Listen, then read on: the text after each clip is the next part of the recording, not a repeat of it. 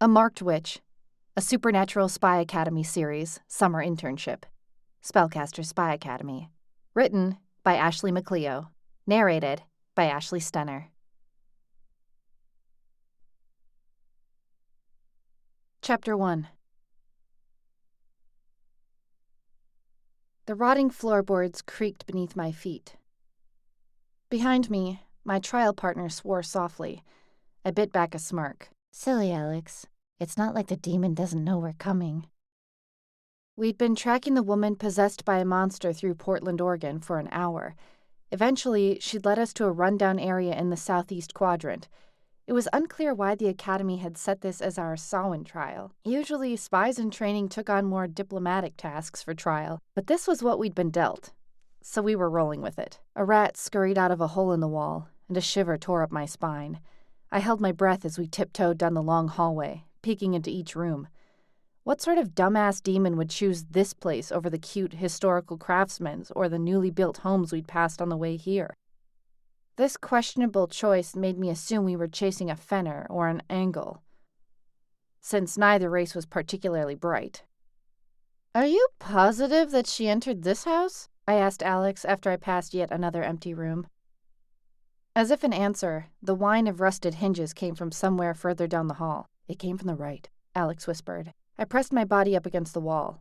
As we approached the next doorway, a glow, soft and flickering like a flame, became noticeable. My breath hitched, and I waved Alex forward. We reached the door. I motioned for Alex to ready himself, and inched my head around the corner. A fireball zoomed past my ear, and I jumped back. "An Ifrit!" I screamed, and we sprang into action, barreling into the room with shields of yellow and crimson magic blooming in front of us. The fire demon was still encased in its human shell. The poor possessed woman's eyes glowed red, and flames licked at her fingers, surely causing irreparable damage to the skin of her fingertips. "We need to exorcise it," Alex grunted as a stream of flames tore past us, nearly catching his sleeve. "Evelum!" I screamed the exorcism incantation, and my power poured from my hands to hit the woman in the chest. She convulsed, and a groan rang from her. Right away, I knew my magic had overpowered the demon's will to remain in the woman's body. Sure enough, the fiend surged up the woman's torso and squeezed through her neck, so it looked like she was about to vomit out a tennis ball. I pressed my lips together, knowing what was coming. A grotesque moment later, a creature resembling fire flying on the wind zoomed out of the woman's mouth, unfurling its blazing ghost-like body as it soared straight for us. Frantically, I searched for an object with which to trap the Ifrit, but nothing looked strong enough to bind the demon, so that we might take advantage of the wishes Ifrits were known for granting. Fine. Screw the wishes. Next! I cast the spell we'd learned to kill lesser demons. It missed, but forced the Ifrit backward. That was good. I didn't want the hellfire creature getting too close. No burning insides for me, thanks.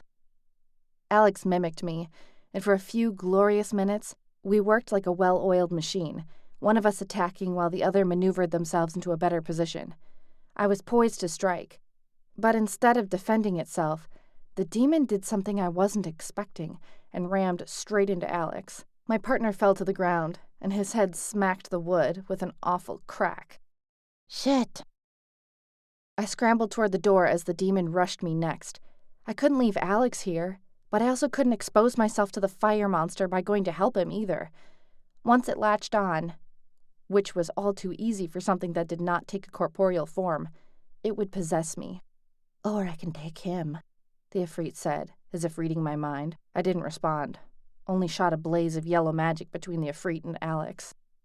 It darted away, and I ran to position myself between the demon and my partner, hoping Alex would wake up soon. We parried back and forth, me hurling magic, the Ifrit throwing fire that was slowly but surely lighting up the place. After one close call that singed off a chunk of my hair, I was done messing around. I let out a war cry and charged the damn thing. I was 10 feet away when he blasted 3 lines of flame. One came straight on, while the other 2 caged me in, flying past my sides. I dropped to the ground and curled into a ball.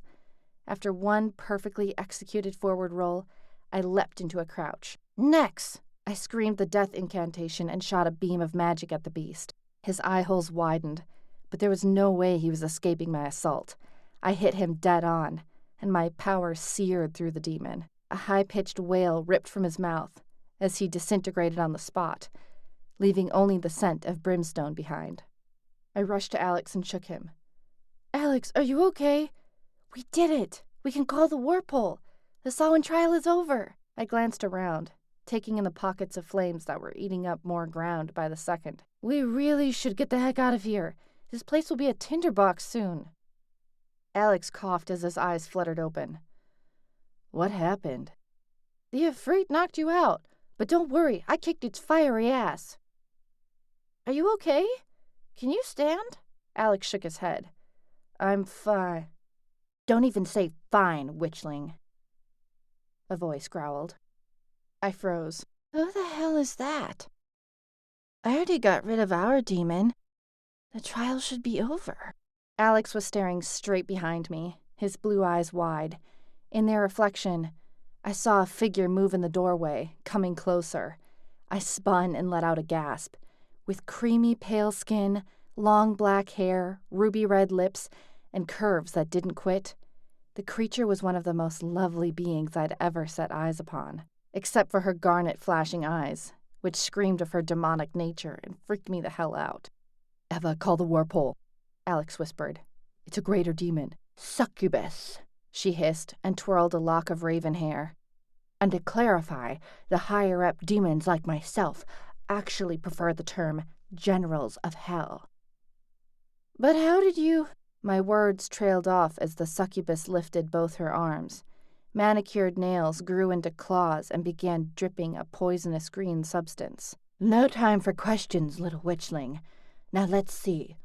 Which one of you was I sent here for?" She mused as a stream of chartreuse shot toward me. I lunged up, and a strangled scream left my lips as I gripped the burning scars on my face. "Sugar! Eva, are you okay?" I sucked in a breath and twisted to find my boyfriend, Hunter Wardwell, in bed next to me. His green eyes were full of concern, and his hands raised in a gesture of surrender. He knew better than to touch me right away after a night terror. My power had reacted instinctively and poorly to his kindness twice before. "Eva, was it the dream again?" My heartbeat slowed as Hunter's voice pulled me back to myself, to the place where I was no longer being attacked by the succubus who'd disfigured me months ago. I was in Portland again, but this time I was safe. I flung myself onto the mattress and wrenched my eyes shut. "Fine, yes, it was the same dream." Hunter's soft hand found my shoulder, and I turned to press my face into his chest, needing comfort. "I'm sorry, Sugar." He stroked my red tresses.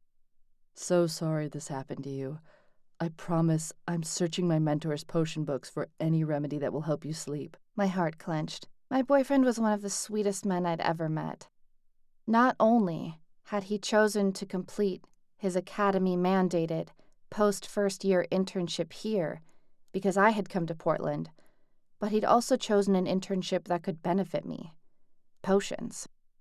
"I know you're trying your best," I whispered, the burning sensation from my scars, a feeling I experienced as a result of PTSD whenever I thought of last Samhain, began to dissipate and my breathing calmed. We stayed like that for a few moments, until the scent of bacon wafted into our bedroom. "Odette's up." I gestured toward the door. "She has a hard time sleeping if Alex isn't here," Hunter said. "I heard her walking around a few times last night.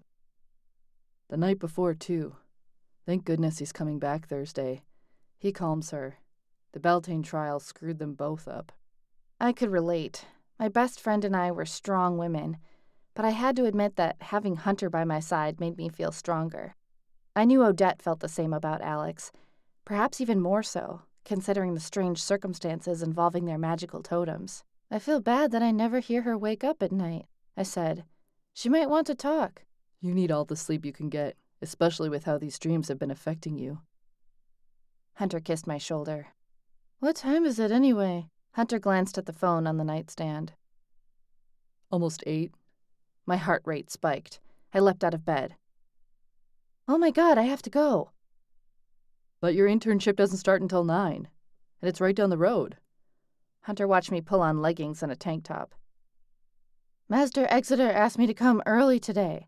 He wants to do an excursion through Mount Tabor, and he thinks that if we go earlier, there will be fewer humans around. Oh, okay. See you at dinner?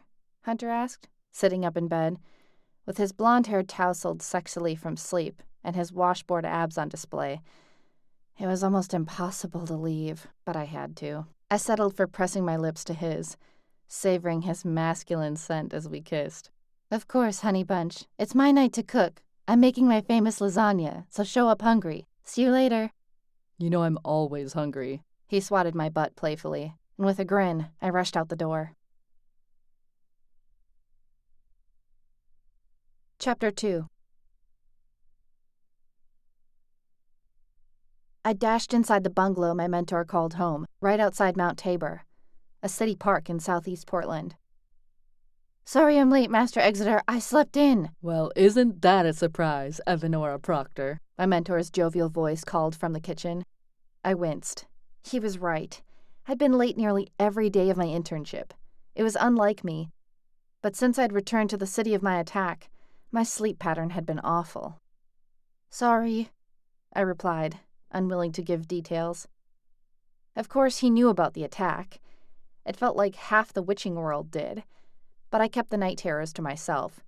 This was a professional internship, and one that, unlike my enrollment at Spellcaster Spy Academy, I actually wanted. While my parents had the power to keep me at Spellcasters by holding the promise of fully paid tuition to my choice of a college and a grad program over my head after I graduated spy school, my internship was different. I'd chosen this course of study for myself. Master Exeter was on the forefront of studying other magical cultures, like the Fae and the demons of hell. It was anthropology for magicals, and that was so my jam. No matter. The gray-haired master poked his head out of the kitchen. The coffee's finished. It's the good beans from down the street. What do you say I make you a thermos, and we'll get on our way? I shot him a thankful smile and set the to-go cup Odie had made for me on his console table. Odette was a great friend, but the girl couldn't make a good cup of coffee to save her ass.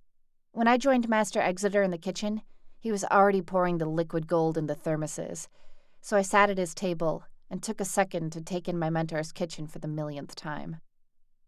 Swords hung on the wall from Fae who had come over from the fairy realm and needed favors to fit in. Claws from a shifter friend who had passed away were displayed lovingly by the knife block. Stakes with vampire blood discoloring the wood hung in the shape of an X over the doorway. The cloak from a powerful black witch who'd tried to spellbind an entire town in Romania was one of my mentor's favorite items, and was showcased by the table. So what exactly are we doing today? I asked, realizing that my mentor was watching me. His face lit up. I've sensed unprecedented energies building for the last couple of days, but yesterday they became very noticeable. They seem to be coming from Mount Tabor, and I want to examine them. You're staying in the area. Have you noticed anything strange? I bit my lip. Master Exeter had been at this for decades. For a wizard of his capabilities, it was easy to discern whether a fae or demon had opened a portal and entered our realm. He could even determine if a vampire had taken his fill of blood within the neighborhood. Every instance of magic left a precise energy footprint behind, and Master Exeter knew how to tell them apart. Unlike my mentor, I rarely noticed irregular or unique energies. My first week in Portland, he'd sensed an open fairy hole from half a mile away, whereas I'd only felt the magic from the fairy hole when I stood in front of it. I can't say I've noticed anything off, I admitted, heat rising in my cheeks. No worries, Miss Proctor. You're still a babe in the woods. That talent will come with time. Master Exeter winked at me, reminding me of my boyfriend. If Hunter needed a cane and his golden blonde hair had faded to silver. I quickly decided that wasn't a bad thing. If we were still together in 60 years, and Hunter was like Master Exeter, I'd probably be having a blast.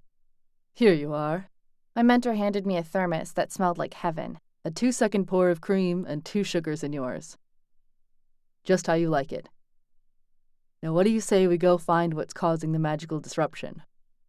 From Master Exeter's house, we walked to Mount Tabor and climbed the hill.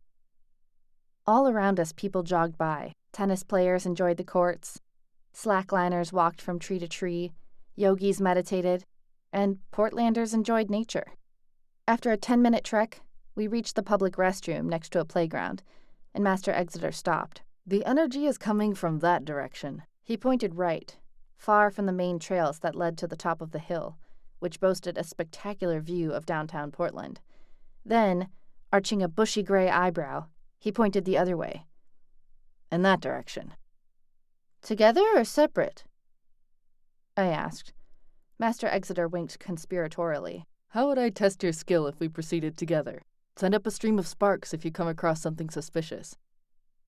People are always setting off fireworks around here in the summer. No one will bat an eye, and I'll be able to find you. I'll go this way. I started walking. I turned onto a random trail about 100 yards away and was immediately surrounded by lush greenery. Moving a few more yards in, I closed my eyes and attempted to focus on the energy my mentor had felt. The vibrations of nature, human activity, and magic buzzed all around me. Those were normal, pleasant. My lips quirked up as I walked deeper into the woods, moving aside for a runner before resuming my hunt for a unique resonance. Blocking out the sounds of children yelling and screaming as best I could, I kept inching down the trail. 2 minutes of ridiculously slow walking later, I latched onto something odd. Humming, almost ethereal in nature. Memories of the day my first-year phaeology class had gone searching for fairy holes in the woods outside Spellcaster's Spy Academy instantly came flooding back. My bestie, Odette, and her boyfriend had heard humming that day, too, right before they ran into a fae. Had it sounded so creepy, though? I shivered as the sound hit me again, harder this time. Pulling myself together, I walked toward the humming. Master Exeter would be so excited if I found a fairy hole here, practically in his backyard. Maybe he'd write me a great letter of recommendation. Getting a leg up before our second year at Spellcasters was appealing. After all, the Academy didn't call it the grind for nothing. The sound intensified, and I followed it. Turning down a smaller path, I found myself in a dark patch of woods. The sunlight did not seem to penetrate the canopy as strongly in this area, and an unnatural cold permeated the air. I shivered. Was the cold what Master Exeter meant by strange energies? If so, I was close. Closing my eyes once more, I zoned in, and for the first time, I felt something off. Whether from the cold or my fear, the demon scars I'd earned last Samhain began to tingle. I gasped, and my eyes flew open. Right in front of me, something glinted against the rough bark of a tree. I squinted. Whatever I was looking at was magical, and probably sinister, but it didn't resemble a fairy hole. It looks like a rune, I said to myself, as I inched forward and the symbol clarified. 2 lines horizontally crossed an M shape, and wavy embellishments flowed off the horizontal lines. There were thousands of runes, and I'd only been studying them for 2 weeks. Before that, the only rune I'd ever seen had been carved into a dead classmate's torso. Not something I liked to remember. Still, even with my limited experience, the rune looked familiar. I walked right up next to the symbol and practically pressed my nose against the tree. A tangy metallic scent filled my nose, and I furrowed my eyebrows. What are you? As soon as I voiced the question, the rune glowed. I stepped back with a squeal. The symbol had taken on a red tinge, and I realized what the metallic smell was. Blood. Do not touch it, Evanora, a voice boomed, startling me. That's a fae symbol. It might shift you through to fairy if you lay a finger on it. Master Exeter came up behind me, his walking stick clambering over stray rocks and roots. I hadn't even heard him approach, which told me the rune had called to me by locking onto my personal resonance. I'd almost let it shift me through to fairy. Ice flew through my veins. Thanks for warning me, I said, working to commit the rune to memory. As soon as we parted, I knew something was amiss. I did not mean to interfere with your learning experience, but first and foremost, it's my duty to protect my pupil. I'm not offended, I'm glad, I reassured him, although that wasn't the whole truth. I was also flabbergasted and full of questions, the most pressing of which being, Why did darkness seem to follow me?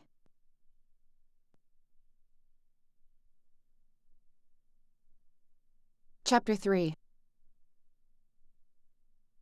Hot air rushed at my face as I pulled the lasagna out of the oven. I beamed, taking in my creation. It was perfect. The cheese bubbly and browned, and the sauce oozing over the side of the casserole dish, promising piping hot goodness inside. My stomach rumbled, and I obligingly set the dish on the stovetop and fanned the pan to cool it faster. The door to the condo we were renting flung open. "Oh my God, that smells amazing." Odette flew inside. My eyes bulged. Her long brown hair looked like a rat had been dancing in it, and dirt caked her clothes. There was even a faint smudge of mud between her soft brown eyes. She must have gotten a lot of strange looks on her walk home.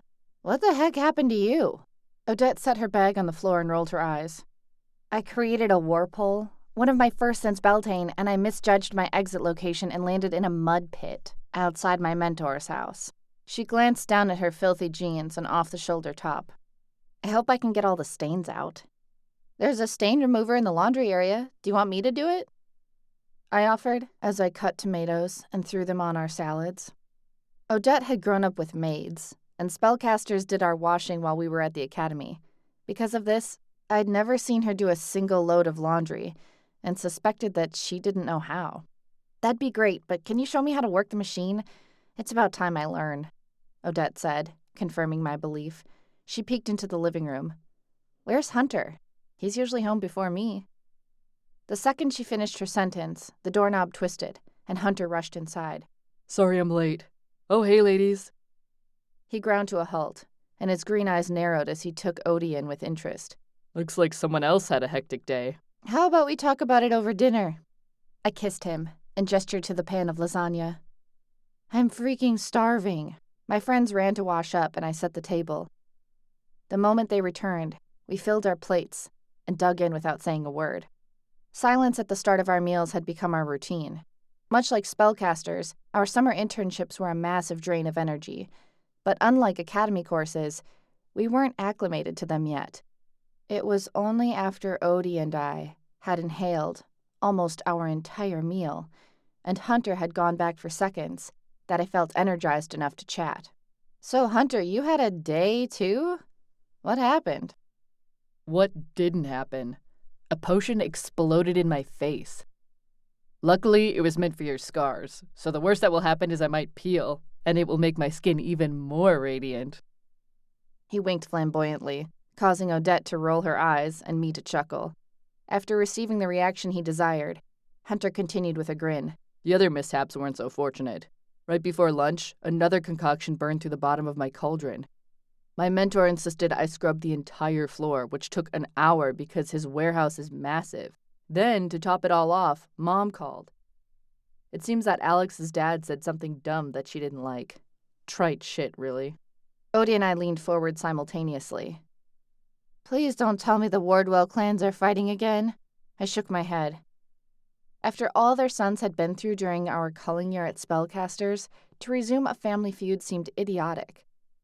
The Wardwells should be cherishing each other, not fighting over trivialities. Yep. Hunter popped a tomato into his mouth.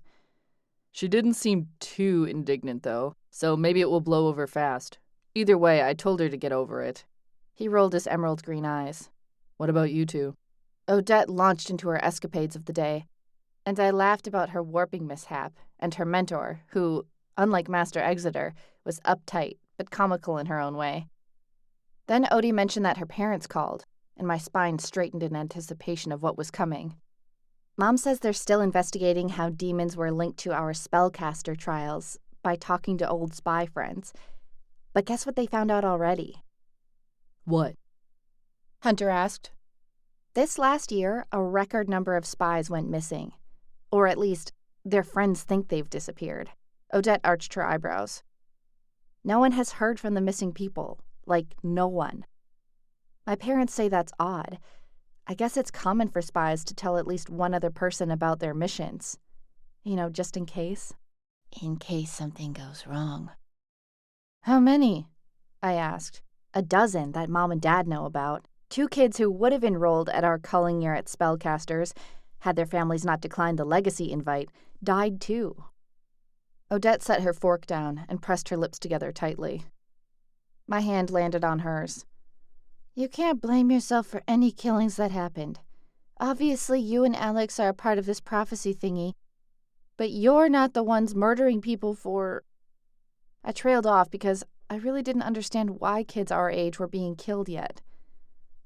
This is the work of evil. All we can do is try to figure out their motivations and defeat the darkness. Odette gave me a thankful smile, and I squeezed her hand before delivering my news. And speaking of evil, I saw something totally creepy today. I told my friends about the rune on the tree, and how after we found the first one, Master Exeter had done a thorough search of the woods and discovered 3 more. He'd closed them up using a powerful incantation, which had exhausted him so much that I had to help him walk home. So he closed them, but what do they mean? Odette asked after I finished my story. I shrugged. He wasn't sure. Except that they were Fae in origin, but done in a unique style. Their runes are usually enhanced by magical flares. Using blood is darker. Demonic. Hunter agreed. Now that I think about it, potions specific to demons always require a blood sacrifice. Demons love blood. They lap that shit up. Didn't Professor Despina say a blood sacrifice was necessary for demons to cross from hell into our world?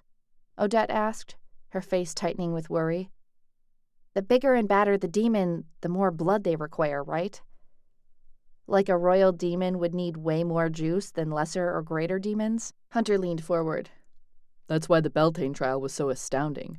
I don't even want to think about how much blood it took to get that royal demon into this world. He shuddered. But why are the runes appearing here? I asked, trying to steer the conversation away from the events of the last academic year and back to the present.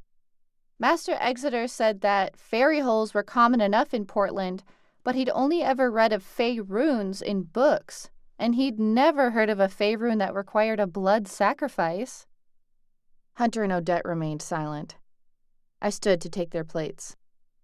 Guess that's one more thing for us to figure out. Whoopee, Hunter and Odette said at the same time, before rising to help me clean.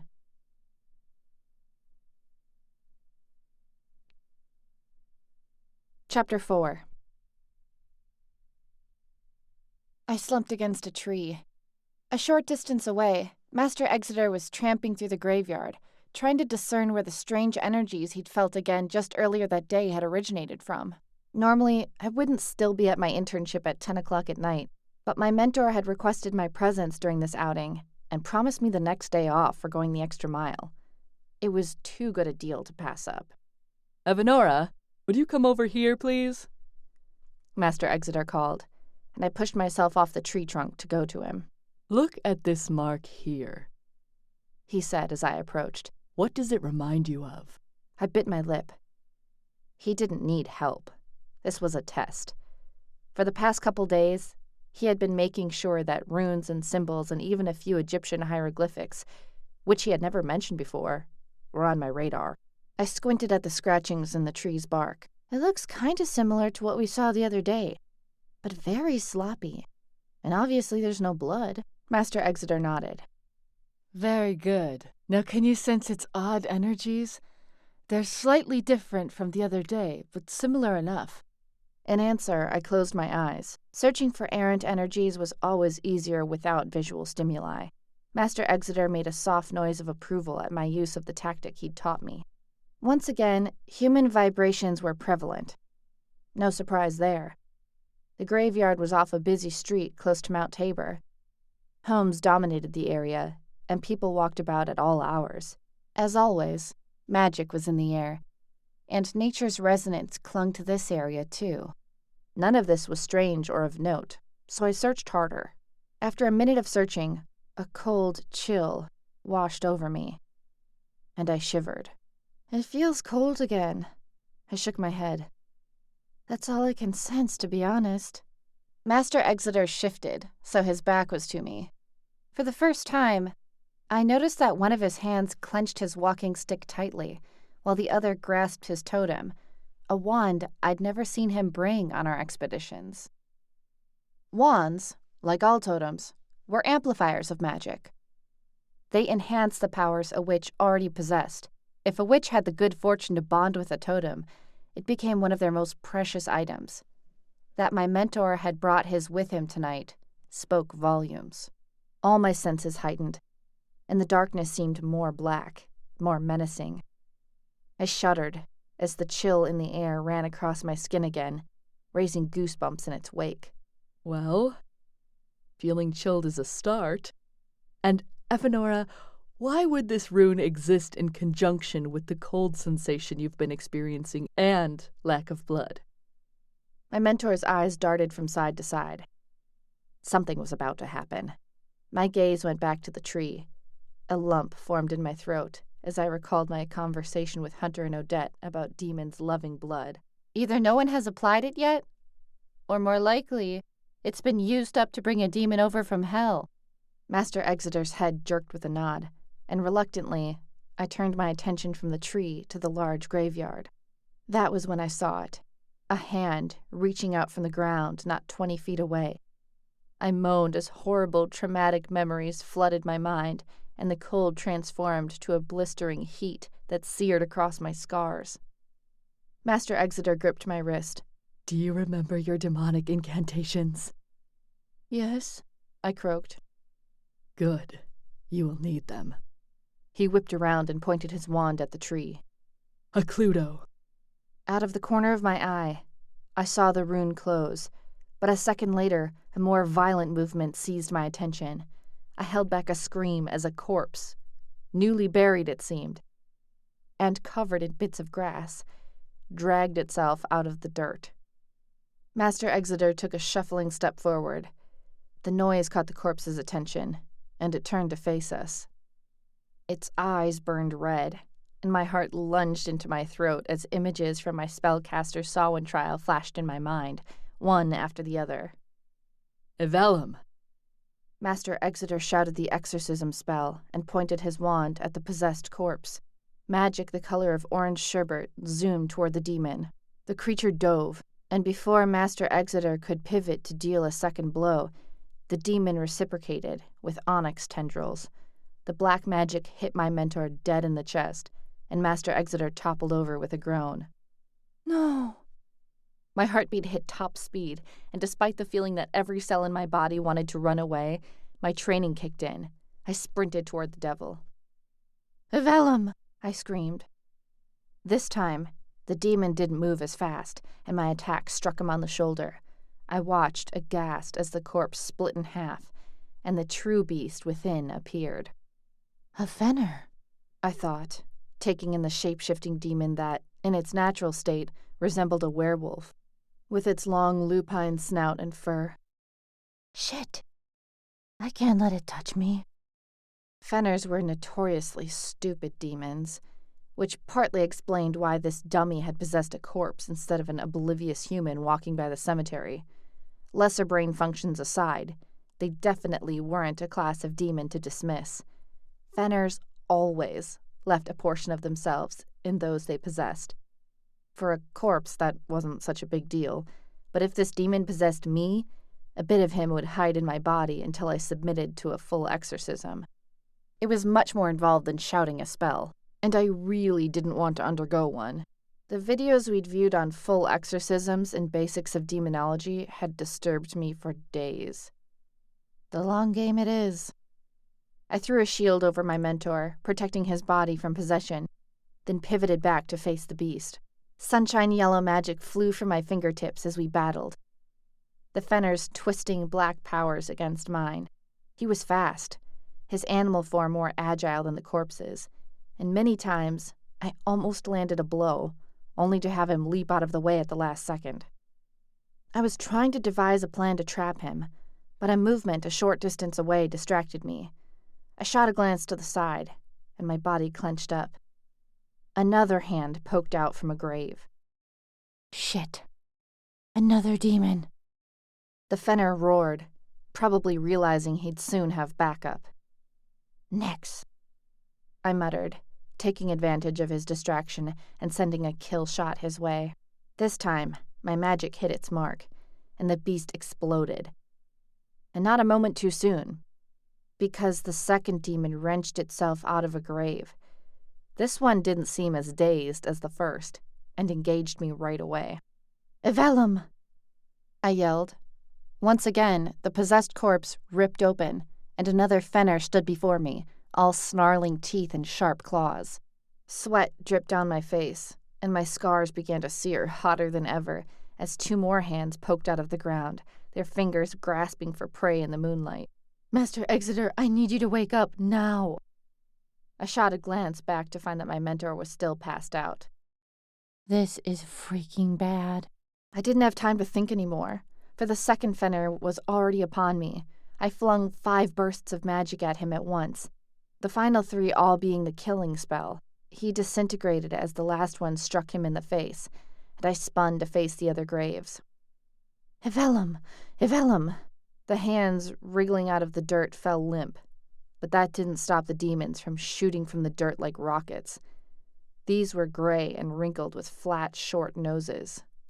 Wraiths. A groan escaped me. Fenners were stupid, but wraiths were cunning and good fighters. Briefly, I wondered why they'd chosen to possess corpses, but that question was quickly supplanted by a more important one. "Can I hold off too by myself?" Evanora, lower your shield. I gasped at the sound of Master Exeter's voice, and turned to find him pounding on the shield I'd put in place to protect him. Without hesitation, I released him. My mentor raised his wand. Nex, he screamed, and a bloom of orange magic shot from the wand, rushing over me and making my head spin. The power flew across the yard, split, and hit both wraiths simultaneously. I released the longest exhale of my life as the demons dissolved where they stood.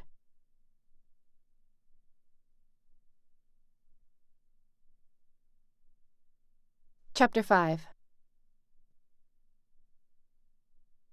When I arrived home later that night, Hunter was waiting for me in the living area. I threw my book-laden bag on the couch and hugged him.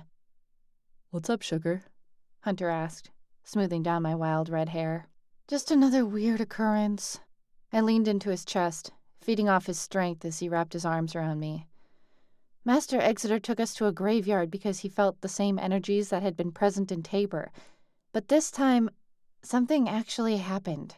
I shuddered, remembering the hands popping up out of the ground and the torn-apart corpses. Hunter's arms tensed as he took in my involuntary reaction. Like what? "Demons were there," I whispered. Hunter pulled away slightly, his sandy blonde eyebrows pulled together. And Fey runes? Like last time? "We actually found the exact same Fey rune, minus the blood." Hunter sucked in a breath. Does your mentor think the demons consumed it? "Yup. He's baffled, too. I mean, who's leaving Fey runes with blood tributes to bring demons over from hell? The two species don't mix, just like we don't mix with either of them. They're not even in the same world. It makes no sense." No. You're right, it doesn't.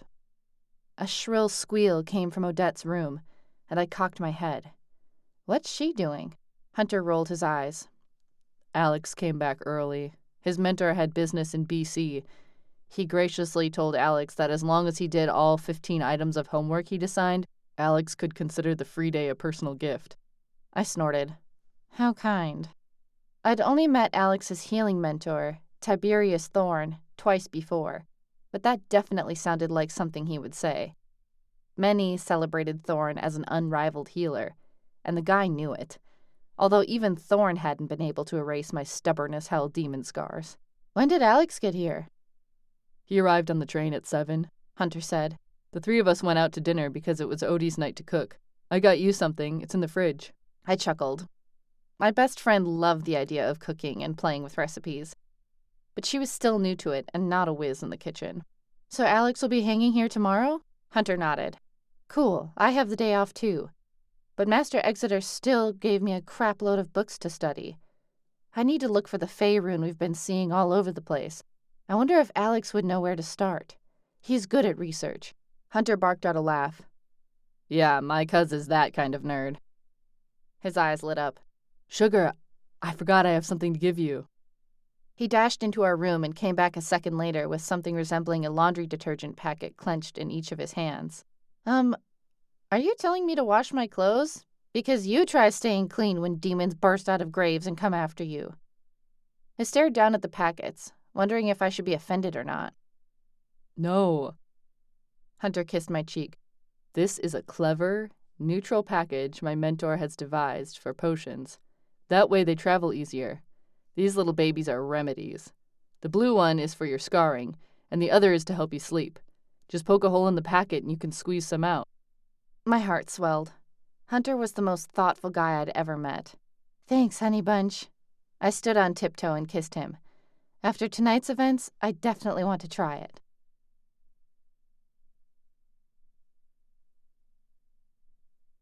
Chapter 6. The next morning, I woke up feeling like myself for the first time since I'd been in Portland. I'd slept through the entire night and hadn't had a nightmare. I smiled, thankful for the much-needed rest. Hunter was already hard at work at his mentor's potion shop, but I couldn't wait to tell him that his potions had worked. At least one of them had. As I stared in the mirror examining my succubus scars, I couldn't say they looked any lighter or smaller. I rubbed more of the concoction on them. Maybe they need more time. I skipped down to the kitchen and made a pot of coffee, a couple of eggs, and some toast before sitting down with the books Master Exeter had instructed me to go over that day. Sipping my coffee, I cracked open a tome and flipped through the pages. Searching for runes was an easy, if time-consuming job. Luckily, easy was what I needed that morning. The activities of the previous week and the restless nights had worn me thin, but because Alex was in town, Odette and Hunter would want to go out later. Even though we were only 19, the fake IDs that Spellcaster Spy Academy provided to grant us more access on our missions had always worked to get us into any club or bar. And Odette's family money ensured that no one ever wanted to kick us out. I snort-laughed, remembering how, last weekend, Odette had ordered 4 bottles of champagne for the table and invited everyone and their mom to hang out with us. She claimed Hunter and I were a wild couple, but if Odette wanted to show people a good time, she pulled out all the stops. What's so funny? A deep voice said. I turned to find Alex, in all his tousled hair and wrinkled clothes glory. At first glance, one might write him off as a hot mess college student, until they caught sight of his eyes. Then they would know Alex was on alert, just like everyone else in this house. What group of friends is constantly on the lookout for demons coming to attack them? Oh, that's right. Ours. Jesus, that's sad. Nothing really, just trying to get some work done before we go out again. Alex chuckled. I told Odie that I'm here to see you guys, not the city. Although it's great. I'm happy hanging out in the living room, too. I'm sure she realizes that. I gave him an understanding smile. But I think Odie kind of misses her flashy LA life. Since spellcasters are so strict, she probably feels like she has to live it up now. We can't take that away from her. We're only here a month, after all. I paused, remembering something Odie said a couple of days ago. Plus, I think she really wants to try this new pizza place. She's been craving Hawaiian. Pineapple on pizza, Alex murmured and shook his head. Sometimes she has such questionable taste. I laughed. It's not my favorite either, but Hunter would disagree. Between the two of them, they can put down a whole large pie by themselves. It's crazy. A siren outside blared, shattering the morning calm and interrupting us for a moment. I wondered what was going on out there. So, I said when it passed, I heard you have homework to do today, too. Are you off to a coffee shop? Or do you want me to make room for you? I gestured to the table on which my books, pens, and journals were sprawled, leaving little room for anything else. I'll work here if you don't mind. Tiberius gave me so much stuff to do, I'm regretting sleeping in. Don't. We deserve all the rest we can get. He ran to get his books and I made space for him. Minutes later, Alex and I were sharing the table and engrossed in our own work. The hours passed as we studied. Although I'd been through the Fae chapters on half my books, I still hadn't found any rune that resembled the one on the tree. After reaching the end of yet another chapter, I slammed the book shut with a huff. Research not going well? Alex asked. You could say that. Did Hunter tell you what happened at my internship? I saw Odette off this morning before crashing for a couple more hours. Hunter was up too, and he filled me in. Is that what you're looking for? The rune that drinks the blood? Yeah, have you ever researched runes? Alex shrugged, but I wasn't buying his nonchalance. Before our culling year at the academy, Alex's mom and dad had drilled him like no other initiate's parents had. He entered our first year at Spellcasters as one of the top students. And over the course of the year even sat in on a few second-year seminars in his limited spare time. Really? Not even medical ones? As Alex's parents were witches and physicians, I didn't buy that he'd never seen a medical rune. We've seen a few, but I warn you, I'm not very good at rune identification. Why don't you draw the one you're talking about? It's easier than describing it, he suggested. I pulled a sheet of paper near me and drew an M, and the 2 slashes across it. I added the embellishments to the slashes, set my pen down, and leaned back to make sure it was right. It was. This is it, or as close as I can get from memory. Imagine it dripping with blood and glowing, if you need a better, more disturbing visual, I teased. But Alex had clearly not heard my joke. All the blood had drained from his cheeks, and his blue eyes were wide. Alex? I leaned halfway across the table. Do you recognize this? Slowly he nodded. Yes. My eyes bulged. How did my mentor, the man who knew everything about every random magical culture on this planet, not know what the rune was, but my best friend's boyfriend did? Well, are you going to tell me what it is? I asked after Alex fell into silence. The thing is, Alex's voice was hesitant. I know what it means, but it makes little sense paired with your story. He picked up the page, squinted at it, and flipped it upside down, examining it at every angle. After another second, he set the paper back down. This rune, or at least the way I've seen it, isn't necessarily Fae. Actually, it's old, and no one knows where it came from. But the meaning, whenever it's used, is always clear. You're the most dramatic man I have ever met, Alexander Wardwell. Will you please just spit it out? It's an arcane rune for healing, Alex said. Some say it means to make whole, like mending something broken. My back fell against my chair. Healing? There were about 1,000,000 other words he could have said that would have made more sense than healing. A rune for healing that, combined with blood, brought over demons? It was so messed up, unfathomable. Yeah, I agree, Alex said, reading my expression. It doesn't add up. Are you going to tell your mentor? I shook my head. No. Hopefully he finds something more logical. It's possible that another culture picked it up later and decided it meant something else. That had to be it. A sigh gusted out of me as I opened another book and began researching.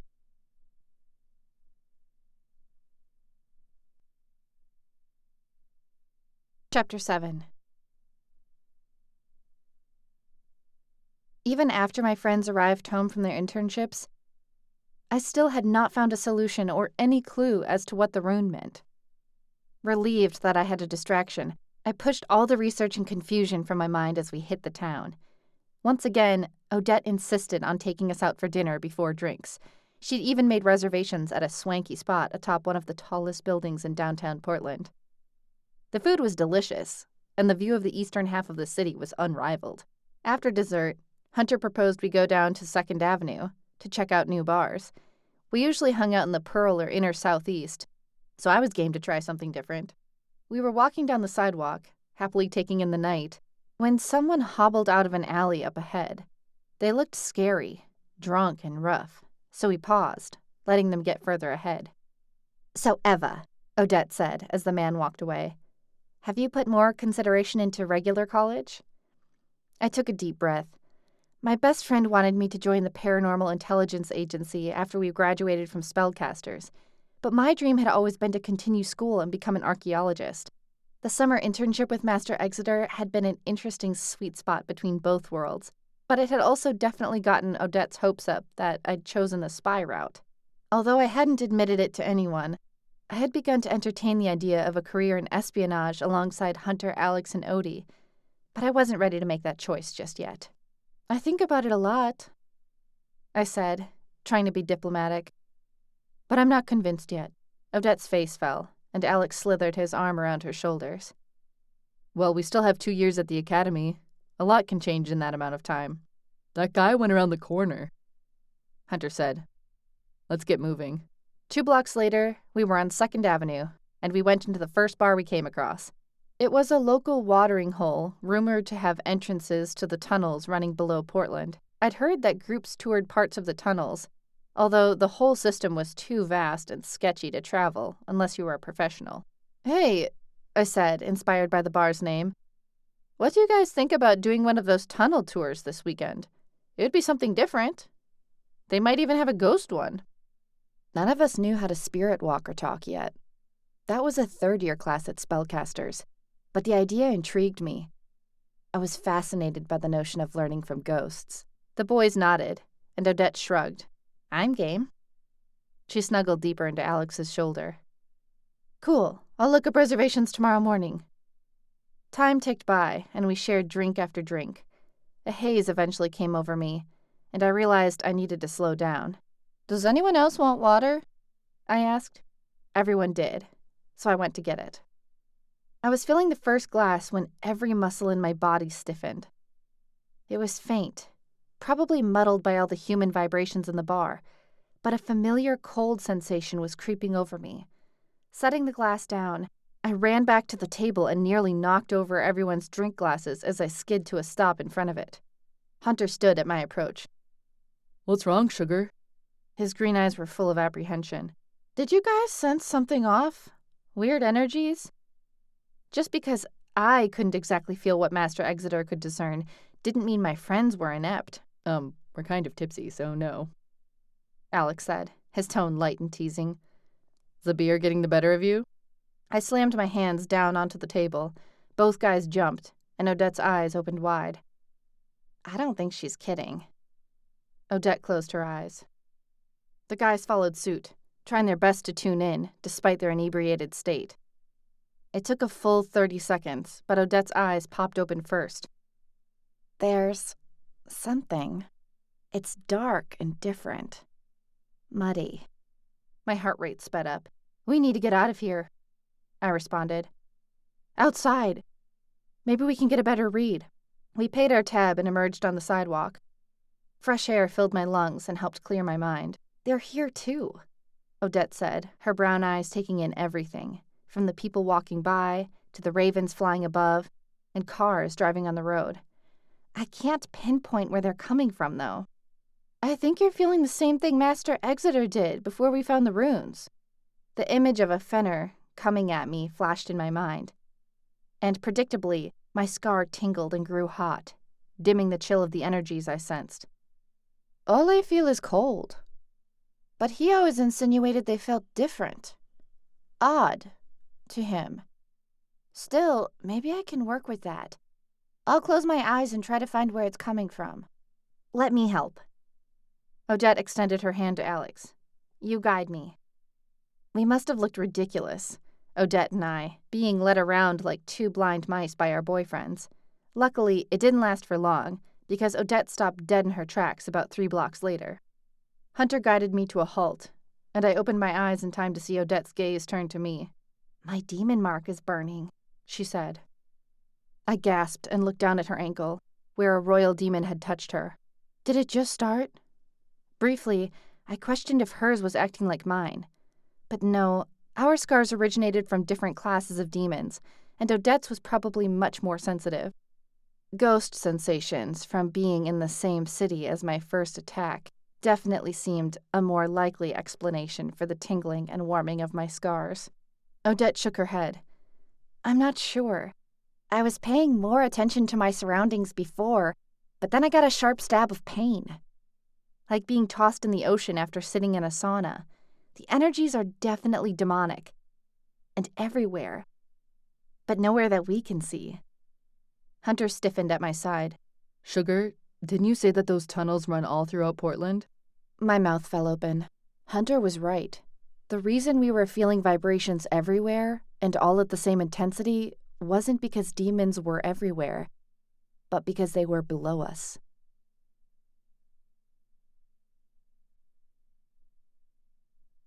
Chapter 8. Odie, can you make a warp hole to the tunnels? If she couldn't, by the time we found an entrance, hours might have passed. Demons could cause a lot of mischief in that length of time. Odette pressed a fingertip to her lips. Probably, it's easier if I can see where I'm going or have seen it in the past, but as long as I can use my totem and Alex's, I think I can do it. I released an exhale I hadn't realized I'd been holding and pointed to the right. There's an alley that way. Let's do it in there so we don't draw attention. The four of us scurried into the dirty alley. Immediately, Alex stood at Odette's side and took her hand in his. Do you want help? He asked. Odette gave him a grateful smile. Our totems let me access a different space, but I need a ton of raw power to make it happen. Alex nodded. Warpers, which Odette was training to become, were rare in witching society. My best friend had only recently discovered that she had the potential to magically transport people from one place to another. She still required a lot of help from her totem to actually create a warp hole. She inhaled a massive breath and closed her eyes. As soon as it's large enough, step through. I need to keep my eyes closed, so Alex will guide me. I'll seal it once we're on the other side. We agreed, and Odette began to work. The shifting of energy began right away. Both totems, her moonstone necklace and Alex's ring, glowed fuchsia and crimson. Then they began flashing through every color of the rainbow, lighting up and connecting to each other in their synchronicity. Hunter and I shared an uncertain look. We were a close couple. In fact, I could barely imagine my life without him. But Alex and Odette had something else. Something my boyfriend and I didn't have. But to be honest, I wasn't sure I'd want it. Their connection was too intense for people who weren't even 20. A dot of fuchsia popped into existence and slowly expanded. A minute later, a warp hole, inky in the middle and bright fuchsia along the perimeter, hovered in the alley. Odette loosed a strangled breath, her eyes still closed. Is it big enough to walk through yet? She asked. Yes, I said. Let's go. The dank smell that enveloped me after entering the tunnel left no question that we were below ground. You can close it now, sweets, Alex said, after everyone had passed through. Odette released the warp hole, leaving us in complete darkness. Without speaking, the four of us called our magic, and beams of crimson, green, yellow, and fuchsia light flooded the tunnel. My gaze traveled up and down the underground shaft, but I spotted no sign of demons. Anyone inclined to go one way or another? I asked. Alex, Odette, and Hunter shook their heads, each looking totally at a loss. Damn it, I didn't foresee that. I bit my lip. Do you guys think it would be better if we went back up to the surface and tried to feel around for a better place to enter the tunnels? Odette's eyes narrowed. Eva, I can make warp holes, but not all day long. I don't have that kind of stamina yet. If we're going to go back up and search, we have to be damn sure we find the exact location we want before coming back down. Alex shook his head. I don't think that's smart anyway. We know there are strange energies down here, probably demonic. What if we need Odie to create a quick exit for us? I get that, but... A sound like a can kicked down a road came from somewhere behind, and all four of us whirled around. The noise slowly petered out to nothing, leaving only the sound of my blood thrumming in my ears behind. Hunter inched forward, and everyone else followed. We made it only 20 feet before a figure emerged at a T up ahead, its gait shambling, and its eyes aimed at the ground. I sucked in a breath. I recognized that person as the man who had popped out of the alley earlier. You guys, that's... The man jerked about to face us, his hand hitting the side of the tunnel with a loud whack, making me jump. My eyes locked with his, and my stomach lurched. They were lit up in deep crimson. He's possessed, I yelped as the man charged our way. His fingertips glowed, and a memory from the Samhain trials came roaring back with a vengeance. My knees buckled. An Ifrit. Alex pushed me behind him and ran forward to meet the demon. Hunter followed his cousin, but I couldn't move if I tried. My feet were glued to the floor. Are you okay? Eva, is it the demon? Odette shook me. Unable to speak, I nodded. Crap, it's the exact same kind as Samhain, isn't it? She pressed her lips together, and a line formed between her brows. Then a look of resolve crossed her face. "It's okay, the guys will take care of it. We'll have their backs from down here." A lump rose in my throat. I was a spy in training, a soon-to-be grind-year spellcaster student, and one of the most elite magic users of my age. Was this going to happen every time I came across a demon? Or just a freeze? Would my fear be even worse if I saw a succubus? But Odette was right. The guys were able to exorcise the Ifrit from the possessed man, who fell to the floor, and then they made easy work of killing the creature moments later. Odette and I ran to the man. "He's alive," I said, "but unconscious." Alex joined and did a healing scan. "His heart is weak. I don't think he'll wake up anytime soon. We need to shield him. After we figure out what's happening, we'll return and take him to the surface." Everyone agreed, and Hunter, the best at producing shields, placed one over the man. Once that was done, we were back to wondering which direction to go. Now at the T intersection of two tunnels, we stared down 3 possibilities. Immediately, something caught my eye down the tunnel to my left. "Does it seem like it's kind of glowing down there?" I asked, unsure if I was seeing things or not. My friends squinted, and after a few moments, Odette spoke. "It's really faint, like maybe there's another T, and the glow is actually coming from another tunnel further away." I inhaled deeply, steeling myself for action. "Looks like we know which direction we're going." The glow intensified, like my sense of unease, as we made our way toward it. We were a mere 10 feet from where the tunnels met, when a telltale chill washed over me. "I'll peek around the corner," I whispered. I was grateful when Hunter fell into step behind me. A moment later, we were there, and holding my breath, I peered around the corner. A gasp flew from me, and I shot backward into Hunter. "What is it, Sugar?" he whispered. "Runes. The ones I've been seeing with Master Exeter. There are so many, and they're all lit up. Someone is bringing demons over."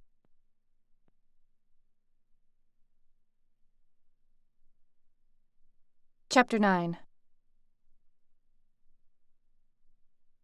My heart hammered, and my scars burned with the memory of the Samhain trial as we walked down the tunnel, passing glowing runes slathered in blood. There must be close to 100. Odette's voice shook. And yet, here we were, walking deeper into a demon pit. Hunter had suggested turning around, but I couldn't bring myself to do it. What if there were more like the man we'd found? What if we were all that stood between the demons walking the streets of Portland and the peaceful spring night above? We might not be full-fledged spies yet, but we were here, and we were bound to take action for the greater good. A rune on my right flared, brighter than any other, and I leapt back. "Did you see that?" My friends nodded, their eyes as wide as saucers. Slowly, Alex reached his hand out. "Don't touch that," Odette whispered, and slapped his hand away. "Yeah," I added. "Master Exeter said that fey runes might shift people through." Alex cocked his head. "But there aren't any strange vibrations coming off them, which makes me think it's fine. At least for now." "You don't sense anything off? No energy vibrations at all? Even though we're right next to them?" Odette asked, her eyes darting down to her ankle, where a demon mark had been seared into her skin by the Queen of Hell herself. Alex shook his head, and my gaze went to Hunter, who mimicked his cousin. Odette gulped and looked at me. "What about you, Eva?" "I feel a chill, which I relate to the odd energies you're sensing. But I saw you glance down. Is your scar doing something weird again?" Odette chewed her lip for a moment. "I feel slight vibrations in it, and it's kind of warm." She paused, then added, "There's also an ache. Almost a longing that pulls me toward the demons."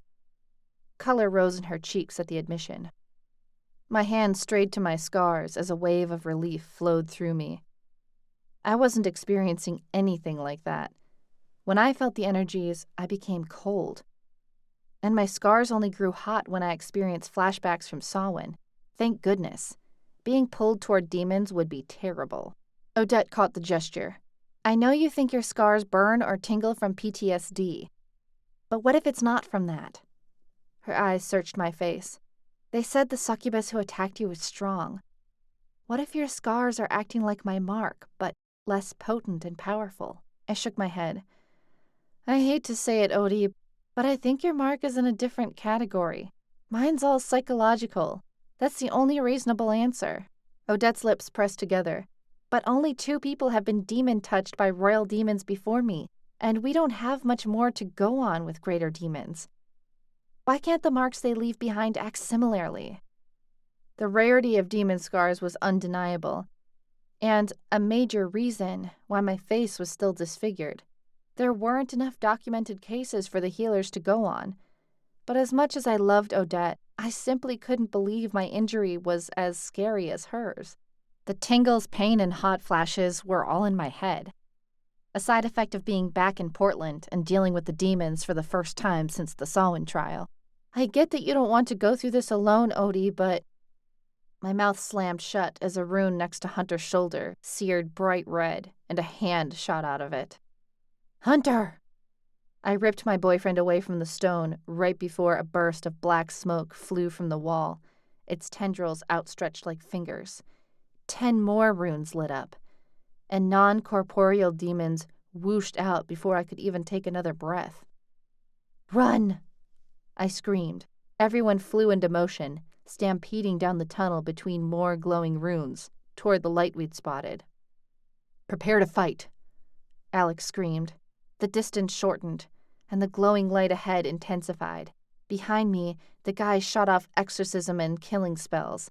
The sounds of demonic grunts and pounding feet lessened after each one, telling me they were hitting their targets.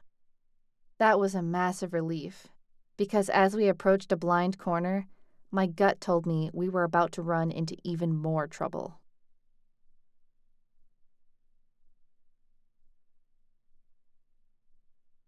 Chapter 10.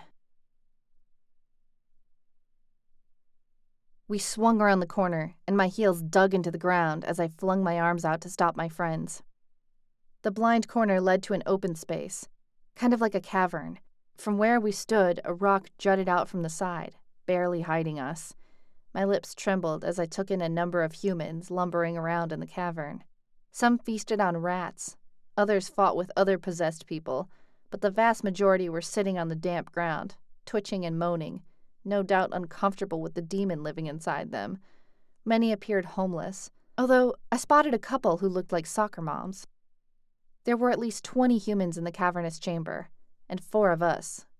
Those were shitty odds. The sound of pounding feet caught my ear, and I whipped around as a demon came hurtling around the corner. Nex! I shot a beam of yellow magic past Alex's shoulder. It hit the demon, who disintegrated on the spot. My eyes latched onto my friends. What do? We can't hurt those people. But with so many, we have to play defense as well as offense. Unwittingly, hysteria seeped into my voice, elevating my pitch. A demon in the open space roared. I'd given away our location. We had seconds to come up with a plan. Alex stepped forward. Odie and I will exorcise them. Hunter, you shield the humans after we get the demons out. Anyone who gets a kill shot, take it. He turned his intense blue eyes on me. Eva, do you know the incantation your mentor used to seal the runes? There are still many in that tunnel that are ready to open and allow demons passage into our world. I racked my brain, which was still fuzzy from the alcohol. Not exactly. I sort of remember how it sounded. A corpse was emerging from a grave at the time, so my attention was divided, but I'll figure it out. Alex gave a single nod. That will have to do. Now duck. I shot into a crouch as he hurled a wave of crimson magic at an encroaching opponent. Our group leapt into action. Alex, Hunter, and Odie running forward to meet the onslaught of demons head-on. I stayed on the sidelines, throwing beams of yellow at the demons to slow them while my friends exorcised the vile creatures from their human shells. All the while, I tried to recall the incantation I'd heard Master Exeter mutter in the graveyard. Cluedo? A called? Damn it, what was it? Why didn't I remember to ask later? A demon interrupted my train of thought by breaking through my friend's lines and sprinting straight for me. "Evelum!" I screamed. My magic hit and ripped the demon from the person's body. I identified it as a wraith. However, this one looked different from the ones I'd seen in the graveyard. The wraith's nose wasn't flat or short. It was more human. The creature leapt forward, and I snapped back to attention. "Nex!" I screamed. The incantation slammed into the demon's chest, and the wraith dissolved into dust. My scars burned as if someone had set a hot iron on them, and my hand flew to my face as I let out a yelp. A voice not far away shrieked, "How dare you kill the blood of His Highness?" I followed the voice. A demon with flashing red eyes and horns sticking out of a human head sneered at me from where he leaned against the rock. He seemed to be watching the onslaught, but not taking part. "Witches, killing Lucifer's babies will be punished. Violently, gloriously so," the demon continued. I shook my head. "What are you? And why are you standing back like a coward?" The demon let out a chuckle. "Generals of hell do not fight. Cambions least of all. We're too valuable. Although when I saw you killing His Highness's child, my little brother, I could not let it stand." "I killed a child of Lucifer? What the hell is this guy smoking?" But I didn't have time to muse over what the Cambion said, because the next second he lunged at me, sending me darting back into the tunnels. Black tendrils of magic flew from his palm, chasing me. Glowing runes flashed by while footsteps sounded at my back. Shit, I need to close the runes before more of this asshole's friends join. What was that damn incantation? Hands outstretched, I tried the variations I'd already come up with. Power spewed from my palms and struck the runes, but nothing happened. Suddenly, a grip from behind wrenched me to the ground. "Think you can outrun me, witch?" The demon hissed as he straddled me, his spittle flying on my face. A few drops landed on my scars, and I winced as they burned again. The demon caught the reaction and stilled. "What's this we have here? Are you demon-touched?" I sneered. "Hell no. A succubus bitch gave me these, and died for it." "A succubus?" The demon's eyes widened. "Was her skin as white as snow and her hair raven black?" My lips parted in surprise. He knew the succubus who'd attacked me. Maybe I could use this to distract him and give my friends time to notice I was gone. "Yes." My voice was full of spite. "And good riddance." The Cambion slapped me, and I let out a moan. "You're worse than I believed, killing His Majesty's children before they're even born." "Royal demons don't mate with other demons, you idiot." I spat. I might be a beginner in demonology, but even I knew that the 6 royal demons only reproduced with humans or magicals. If they mated with others of their kind, they risked losing their personal magic, so they left the job of populating hell to the greater and lesser demons. The Cambion roared. "We shall see who's the idiot after we break open the occluded Hellgate." "Occluded? Holy shit, that's it!" I ripped my hands from under the demon and flung them behind me. Occludo! More power than I'd ever mustered before burst from me, stealing my breath. Scrambling, the demon grabbed my hands and forced them into a position under his legs, palms down. I couldn't see if the incantation worked, but I watched as the demon's eyes followed the pathway of my power. His gaze darkened with each passing second, giving me hope. "No matter. We'll get our allies to open more, witchling. But first..." He ripped a knife from his sheath I hadn't noticed and lifted it up high. An evil grin spread across his features, and then the blade was falling toward my heart. I wrenched my eyes shut. This was it. The end. At the very least, more demons wouldn't show up to hurt my friends. "Nex!" Someone shouted. A blast of magic hit the Cambion, but since he was a greater demon, the incantation meant to kill lesser demons only made him wince. His neck twisted around, his black magic twirling in his hand, ready to strike my almost savior. "More Sultimus!" The voice, Hunter's, screamed. The next thing I knew, the demon's weight disappeared. A cloud of smoke hovered over me, and ash fluttered down onto my face.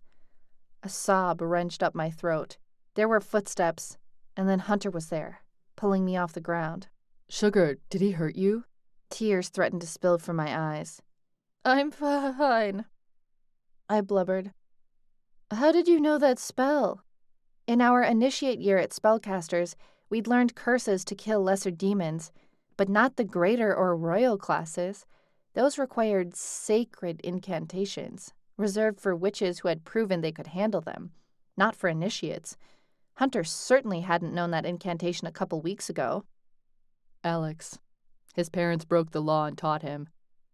He didn't want to make you and Odie complicit and risk you being kicked out of Spellcasters, but I don't give a shit about that. I only care that you're safe. Hunter's green eyes shimmered, and I could tell there was a turmoil of emotion behind them. Are you sure you're fine? You saved me just in time. Maybe. But you saved all of us. Look, Sugar. I followed his finger down the tunnel to see arms and limp hands sticking out of rock. I'd closed the runes, and not a second too soon. At least 4 dozen more demons had been about to emerge. A shiver ran up my spine. Is everyone else okay? Hunter nodded. We cleaned house. Alex and Odie are making sure there aren't any other demons hiding. Also, we found another room full of runes. They don't look like they've been activated by blood, but you should still close them. I rose to finish the job.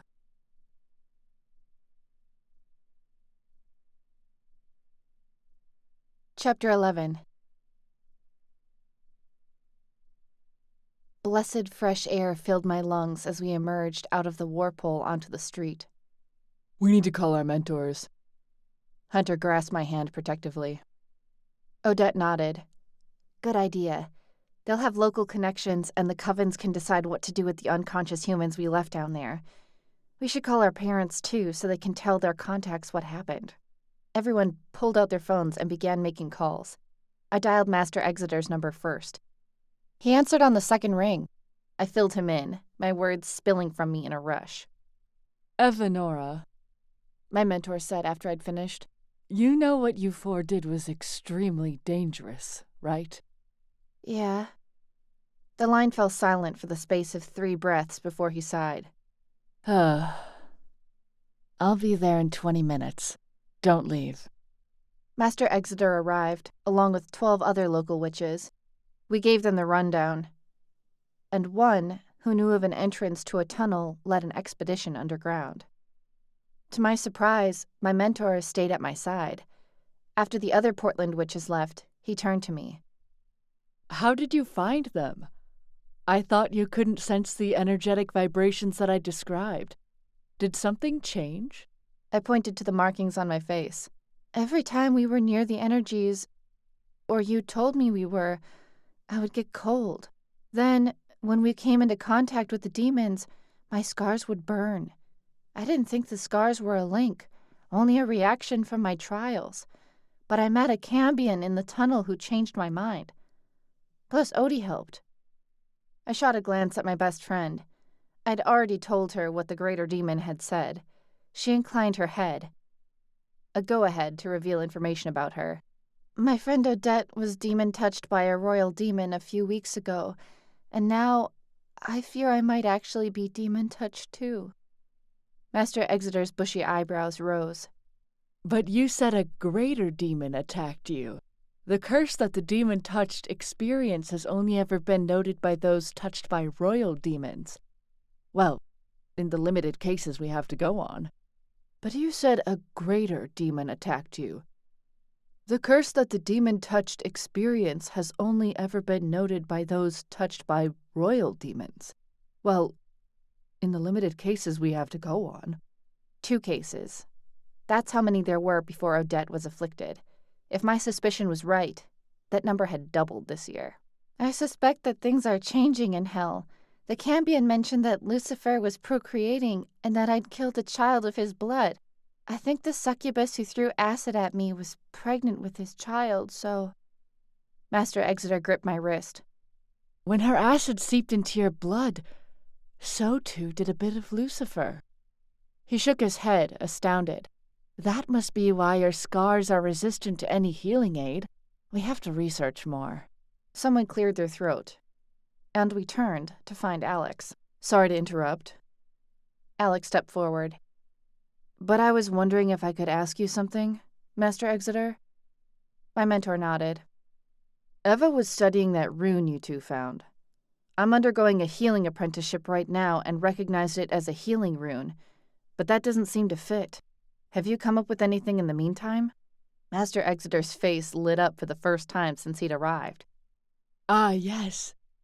I planned on telling you on Monday, Evanora. I have discovered what that rune means. My mouth dropped open. What? Well, I'll admit it all doesn't make much sense. But the rune was in an obscure book on the Fae. It means to unite. I can see how modern scholars would interpret that as healing. Both hint at something being made whole. The Cambion's words ran through my mind. We shall get our allies to open more. My blood froze. Actually, that might make perfect sense, I whispered. Master Exeter questioned me, and I told him what the Cambion had said. So the demons in one of the Fae courts are teaming up, are they? He shook his head. And to make them even stronger, Lucifer is procreating, building an army from his own flesh. I wouldn't be surprised if the other royals were doing the same. His voice dimmed with worry. We must tell the PIA and spellcasters. Darkness like the world has not seen in centuries is coming. I touched my scar, my link to hell, to evil, and knew he was right. Something big was coming, and it was only a matter of time until it decided to make itself known to the world. Continue this series with Book 2, A Rebel Witch, which is available now. This has been a Marikai Press production. To find more books by this author, visit ashleymccleo.com. This has been A Marked Witch, a Supernatural Spy Academy series summer internship. Spellcaster Spy Academy. Written by Ashley McCleo. Narrated by Ashley Stenner. Copyright 2019 by Ashley McCleo. Production copyright by Ashley McCleo.